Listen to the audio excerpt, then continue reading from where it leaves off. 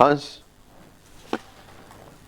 Mheshimiwa, kwanza kabisa ningependa kushukuru kamati kutualika,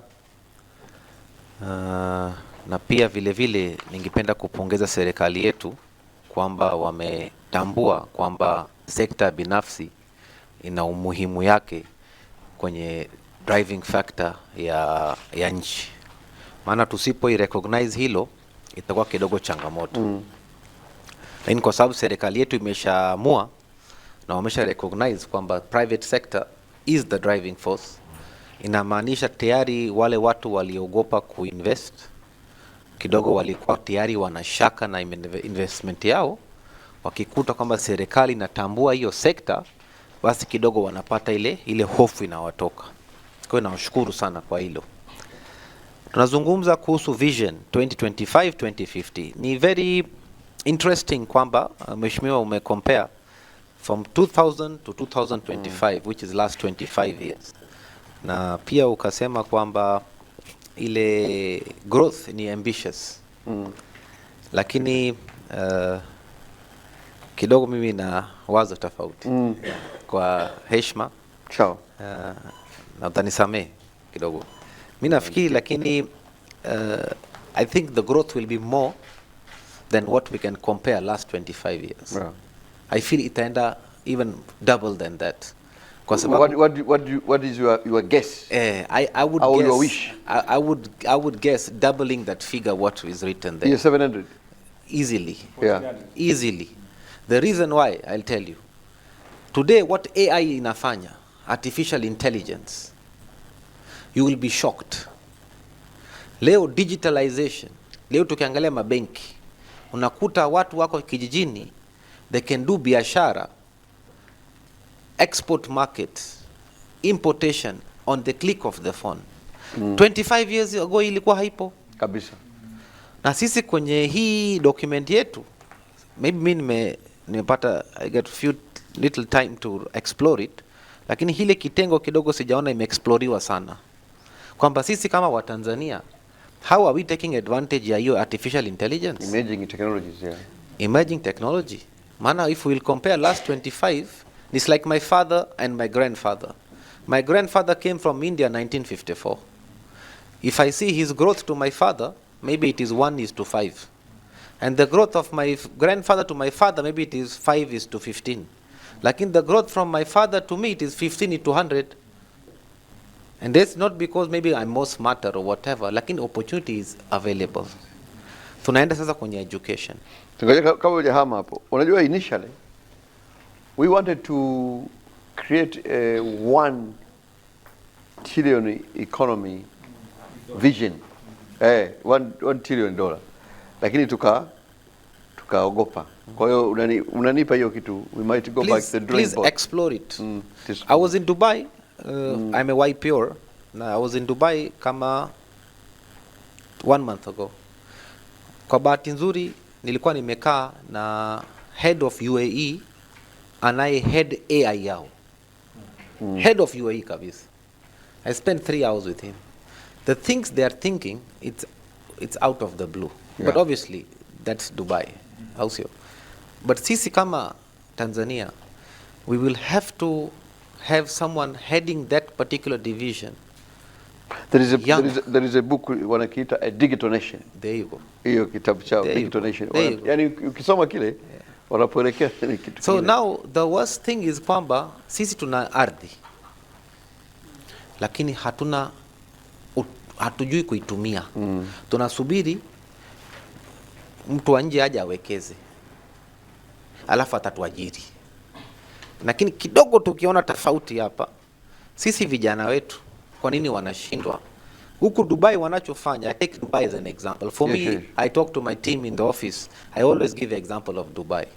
Because what they have created, pia wana pesa, I agree. Lakini bana kuna nchi zingine pia wanayo pesa na wajafanya hilo. Na mtu anayefikiria kama pesa ndio jibu, hapana. Ni vision. Also, the other countries in GCC kama Kuwait na kadhalika, bana wao wameshindwa. Na wana hela zaidi pia. Lakini wao wameendelea Dubai. So we go back to the point. In my office also I tell my people, we have to dare to dream. Lakini if we want to do something we have to go outside Tanzania, tukaangalie alafu tuilete Tanzania, rather than tunasifia tu nchi jirani.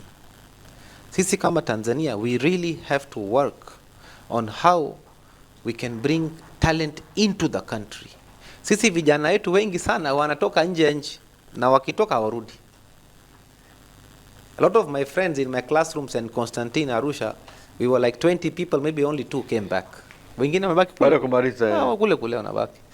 Anyways, so in the vision 2025-2050, I feel that we should have a kitengo ya AI. Is very, very important, extremely important. Let's explore that one. Ya pili, mambo za education system. My friend here, we were just discussing before Mheshimiwa came, kwamba hamna sehemu kwenye shule zetu, kwenye syllabus yetu, mambo za biashara au finance. I'm doing vehicles for safari cars. I'm dealing with driver guides. We created a product which is Safari Car Loan. So I'm an accountant, I'm a finance guy. It takes 3 to 4 hours paka unamwelewesha mtu kwamba usiharibu hela yote kununua gari na hela zako. Spread your risk 20-80. Au sio? Mpaka aelewe hiyo. Yeye akisikia tu mkopo anasema hapana sitaki. Watachukua nyumba yangu. Nikamwambia hapana, hii ni asset finance. Ile gari ndio inakuwa. So you realize kwamba huyo mtu he's already 40 or 35 lakini hajaenda kwenye ile mfumo.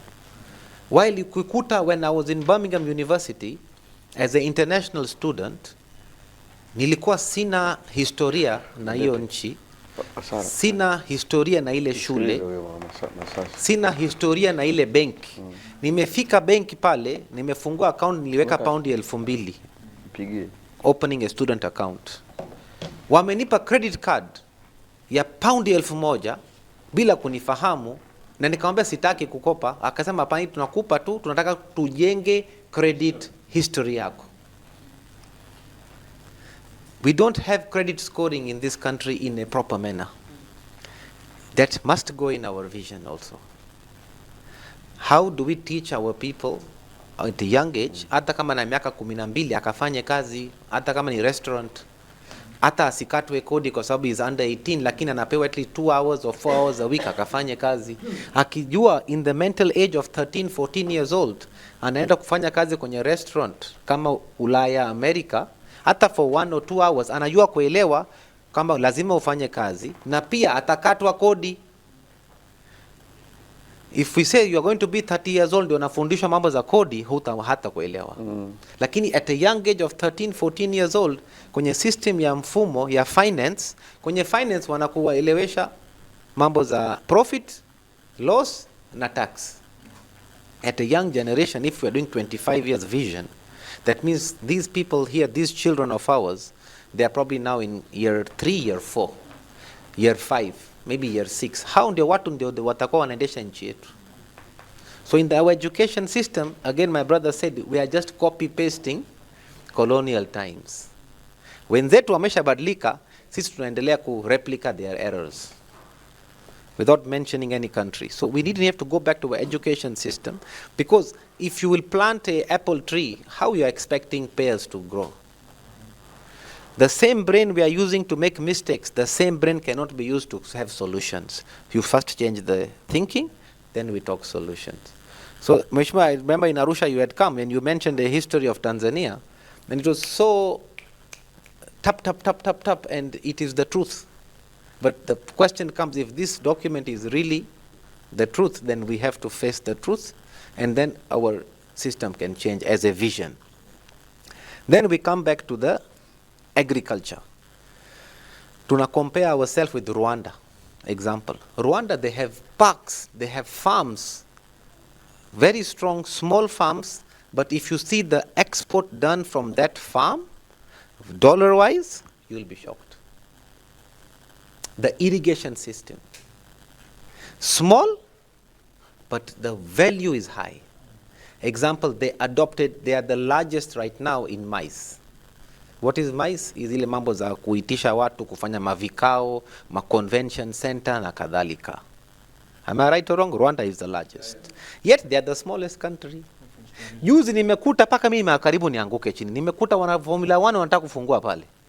Am I right? Formula 1. It's not a joke, Formula 1. It's not a joke. But these are the infrastructure, you see their system. But for us, our country is huge. But now we can't take that as a disadvantage. Same thing as Rwanda. I take Rwanda as a good example. They had their genocide, they had their problems also.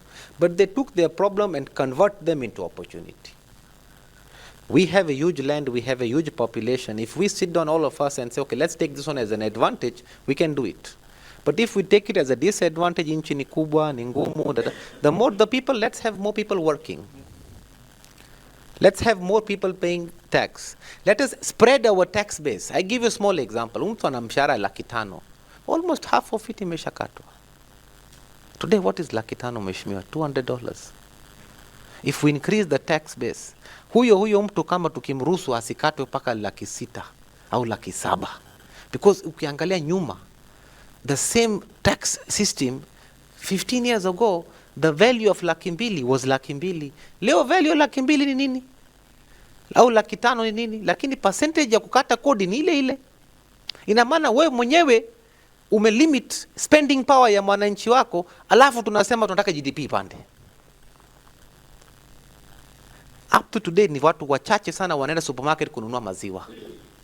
While in Kenya, even a driver goes to supermarket to buy milk. They don't expect a person to come and deliver milk in their homes. But here many businessmen pia wanategemea bado maziwa itafika nyumbani. It is the mentality we have to change. But before we change mentality, the pocket lazima itike. We can talk till evening, lakini kama spending power ya wananchi haitabadilika, hizi reforms zetu hazitatoboa. Maana bila hela dunia haiwezi kwenda. So we need to see how do we increase our spending power. By doing that, we'll have to spread our tax base. The tax base system must be spread. Maana mtu paka $500,000 asikatwe au $600,000 asikatwe, kwa sababu ukiangalia inflation, mheshimiwa, $600,000 ya leo ni sawa sawa. Maybe you can say how much was it 15 years ago? We can just compare with the dollar, we will have the answer. Tunaenda tena mbele kidogo. Private sector, tunarudi kwenye private sector tena. Someone invests. Aki-invest, lazima sheria. My brother here spoke about sheria. We have amazing ministers today. We have a super brilliant president today. Tunamshukuru sana mheshimiwa mama. Her vision, wow. Right? Awesome person at CG of TRA and etc. Amazing. Why? Aligned. So certain things, you sit, you negotiate, you move forward. We're not trying to encourage someone to evade tax. Lakini kuna mtu kweli amekosea, alikuwa hajui. The sharia is so harsh that you can be taken from your office with the police and put inside the jail for something maybe you're ready to pay the fine for. Because the sharia is saying put the person inside. But of course, when you have a good leadership, they say, no, don't use that way. Yeah, we have an amazing. Always, yeah. Not always have a good leadership. Thank you. So I'm a bit very selective. I can see their cameras here. So, so when you have good leadership, then I say, okay, no, sit down, negotiate, and you finish. Because it's the worldwide tax is negotiated. Yeah. But if we don't change the Sharia, you will never see big investment. Tutaona kidogo huku na huku. Lakini Sharia, it has to protect. Of course, Sharia has to protect the government, the tax system, but pia sheria lazima iprotect mfanyabiashara pia, kwa sababu aya asubuhi saa 12 anaamka mpaka usiku saa 5 anafanya kazi. Yeye ndio anaenda kukopa benki, yeye ndio anapambana na vitu vingine, yeye anaenda sokoni, yeye anafanya kila kitu, anaacha familia. To become a businessman, I'll be very honest with you, you sometimes lose your family. You ask businessmen like myself, ukienda nyumbani unatukana na mke yako, wana wewe kila kitu biashara, huna time. But what do? You are committed. Stay you go. Yeah. It's like today. We are here. In the morning I left my home at 4:30 in the morning. But we are committed. Isn't it? So they need some sharia. Kwamba, okay, fine. Let's limit that problem to the company. because it's a limited liability company. But the Sharia doesn't limit your problems to the company. They treat you like a sole trader. Unakuta MD au CEO weka ndani. Kidogo we have to look into it. That how do we limit it? Because the problem happened at the company level. So it has to be solved at company level. So Sharia lazima ifanywe reformation. Otherwise it will be a challenge to get someone with a big investment in our country. How's you? Then we come to the last point I would like to mention is the access of capital, which my brother also he mentioned. Small example. Our banks, they want to give money to people, wanataka kumpa hela kwa yule mtu hana haja hela. Ilikuwa ngumu sana sisi kama kampuni tukaanzisha hiyo program ya kuwezesha madriver guide. Paka mwisho mimi nikasema basi haina shida. Driver guide akishindwa kulipa hiyo deni yake, mimi kama Hanspool nitanunua hiyo gari. Ndio benki kidogo wakatulia. Sasa driver guide basi maisha yake atanunua gari used. Yule kampuni kubwa mwenye gari 100, gari 50 akisha tembesha gari kilomita 500, ndio sasa ile chewing gum imeshatoka ile kila kitu, ndio anampa dereva akanunue gari, anakuja Hanspool akate body. Sasa huyo mtu kweli atatoboa? Akipiga trip 2 trip 3 ananunua spare. Mimi nikasema hiyo haifai. Of course nini selfish, nataka niuze magari nyingi, lakini pia sector how it grows lazima waeze kupata jembe. Wewe unamwambia mtu bwana, wewe unaruhusiwa kulima lakini nitakupa jembe nikisha tumia baada ya miaka 30 ndio nitakupa hiyo jembe ukalime. How he'll compete? So mheshimiwa, in our system here there are some, I've seen the document in the plane when I was reading it. It's an amazing one, but it is quite a summary. It is quite a summary, yeah, which is great. Lakini if really we want to put this in place like a blueprint, and then the next leader will come, then the next leader will come, and then we want to continue it. I'm expecting when I'm, hopefully God willing, I'm 37 now, so 25, you're talking 47, 57, 60 is there. Takuta na sisi tulikuwepo kwenye hili, I want to be proud of it. Kwamba hapana, we went and we touched where it hurt. It should not be a document kwamba bwana watu wamekaa tu piga story kidogo, haya tayari. Mwisho wa siku hatutaona matokeo. Sisi tunataka nchi yetu tupate matokeo. Kweli GDP itapanda, haina shida, lakini lazima kuna hizi sehemu kama education, sheria, access to capital, right? Lazima tuzifanyie kazi. Otherwise what will happen? Tutaimba nyimbo hiyo na mziki na remix itakuwa tofauti. Kwa mheshimiwa, samahani kama nimemwagika zaidi. Yani proper kabisa. Yes, nikasema saa asubuhi saa 10 kama nimeamka nimeitwa hapa, wacha niguse sehemu, kwa sababu mimi mwenyewe nataka nione matokeo. With my age at 37, God keep all of us healthy. I want to see kamba kweli, we should see those changes, and we are well deserving country. And kuna jambo moja nataka ni add kwamba sisi kama nchi, hizi mambo za tulichozungumza leo, these are all technical, they can be worked on. Na mheshimiwa alizungumza kitu nzuri sana kwamba what is good tusiache. Kila moja akija hapa talalamika tu hiyo, lakini what is good tusiache. Nchi yetu ina salama, our country is safe, is peaceful. Without peaceful and safety, hizi zote doesn't make sense. So lazima niwashukuru kama serikali kwamba umetuletea ile safety na ile peacefulness, ili wafanya biashara na wananchi wanatoka bila shida yoyote. Maana hiyo tu maintain. Mimi sitaki kusema kingine, lakini peacefulness na safety ya nchi yetu iko 500%. Kwa sisi kama sekta binafsi, kwa niaba wa wote sasa, sisemi Arusha, Dar es Salaam, sema kama nchi, tunaomba hii iendelee. Tusibadilishe chochote pale.